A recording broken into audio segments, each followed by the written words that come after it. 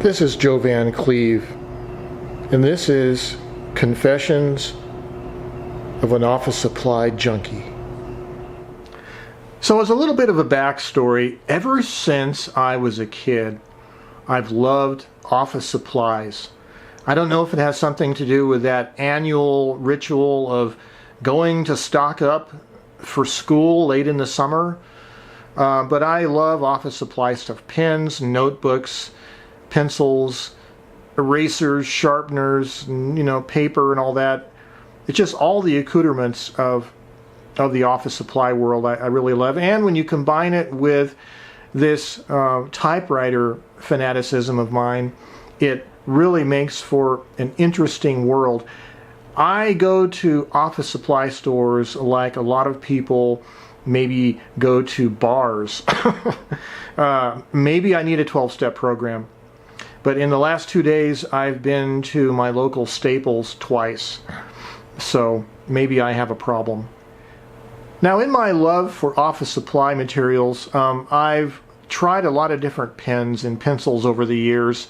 And I've gone through, in pens, I've gone through roller balls, gel pens, of course, ballpoints, fountain pens. And I've got to say that I think fountain pens are my favorite pen. But the caveat to that is fountain pens to me are kind of like using exotic rangefinder film cameras. They're wonderful instruments, but you can't necessarily use them all the time for every application.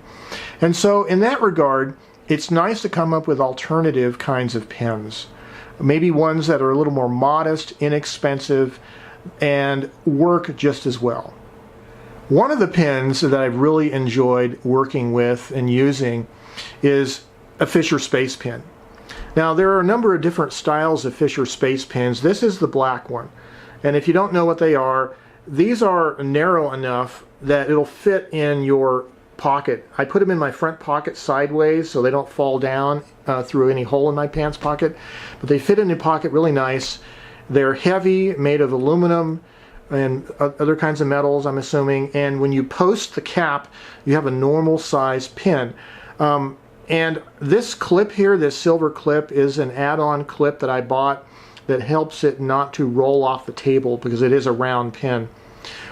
So the cartridge, Fisher Space Pen, it's a pressurized ink cartridge. It'll write in any direction without skipping, and it'll also write on a wet surface. Okay, there is a O-ring, like a Viton rubber O-ring right along the body, and the O-ring has a special gap in the O-ring designed to release the air pressure so the cap doesn't get stuck. But the cap seal, or the O-ring seals the cap against any possible leaks in your pocket. So that's one little instrument that I always have with me, is a Fisher Space Pen. Fisher Space Pens are not an inexpensive pen, but if you take care of them, they'll last you a long time, and the big advantage of them is they're portable compared to many fountain pens. Now, another kind of pen that I really like are these inexpensive Bic crystal pens. Let's talk about those. So, I used to use, as a kid, these Bic crystal ballpoint pens, and I like the blue ones. And this is the standard size Bic crystal pen. It's the 1mm tip, which is they call medium. Okay, medium blue 1mm tip. They're virtually unchanged since I was a kid. The only thing I see different is they put a hole in the end of the cap, so if a kid swallows it, he will still be able to breathe, right? He won't choke. So I've been using these a lot. I have them around my office. I have 2 or 3 laying around I use all the time. I have another one on the little holder thing for my iPad, of course. So I've kind of, I like fountain pens, right? Don't get me wrong, I love fountain pens, but for everyday writing, I really love these Bic crystal pens, the blue ones especially. Now, it's funny that you go to a lot of the big box retail stores, at least in my town, the Staples nearby my house. It's hard to find Bic crystal pens. There are millions of cheap pens, and they sell all kinds of cheap pens, Bic included, but they don't sell the Bic crystals very often. Well, I was in my Staples today, And in the back of the store they had a closeout sale on old stock merchandise. And what do I find? A 24 count box. Yes, count them. 24 count box of Bic crystal blue pens. Not just plain Bic crystal blue pens, but the 1.6 millimeter tip. So they're a bolder tip. It's 60% wider line than the traditional Bic. Well, here we are with my little notepad holder, and I'm just going to do a quick little scribble test here.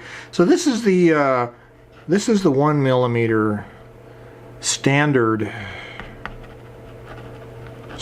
Bic, and this one is the 1.6 millimeter wide bold Bic.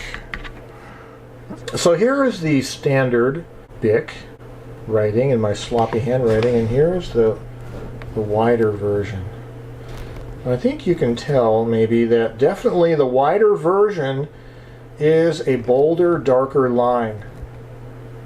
Yes, I believe it is. And you know what? It rolls just as smoothly as the conventional tip. It really does. It's a wonderful, wonderful writing pen. You wouldn't think so, being wide, but it really is. Lays down a nice, fat mark. And here's a close-up of some writing, a story I was working on today. And I was, again, using the wide Bic Crystal 1.6 millimeter pen. And I really love the way it works. It's just absolutely splendid of a writing pen. You can really write really fast, like I like to sloppily write when I'm really quickly writing.